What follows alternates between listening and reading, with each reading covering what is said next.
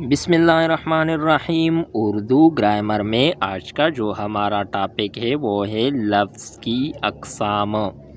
لفظ کی تعریف پہلے دیکھیں۔ جو آواز ہم منہ سے نکالتے ہیں اس کے ہر حصے کو الگ الگ بولیے تو وہ لفظ ہوگا۔ مثلاً خدا ایک ہے، یہ 3 لفظ ہے، یہ تینوں الگ الگ الفاظ کہلاتے ہیں جبکہ تینوں الفاظ کے ملنے سے جملہ بنا ہے۔ لفظ کی اقسام۔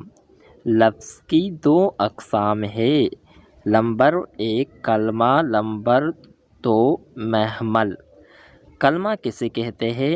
لفظ جس کے کچھ نہ کچھ معنی ہو یا بامعنی لفظ کو کلمہ کہتے ہیں۔ جیسے آم، آگ، شہر وغیرہ۔ محمل کیا ہوتا ہے؟ وہ لفظ ہے محمل جس کے کچھ بھی معنی نہ ہو یا بے معنی لفظ کو محمل کہتے ہیں۔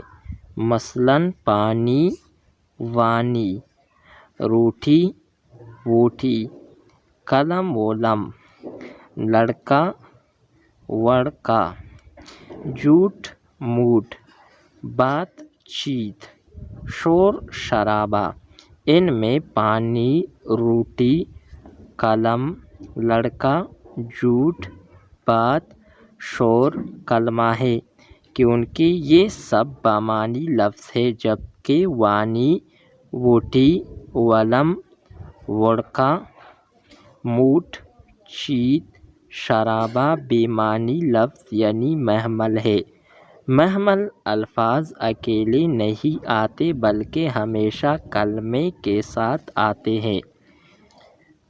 کچھ اہم کلمہ اور محمل کی مثالیں: سچ مچ، یعنی لفظ بن گیا سچ مچ۔ ان میں سچ جو ہے یہ کلمہ ہے جبکہ مچ جو ہے یہ محمل ہے۔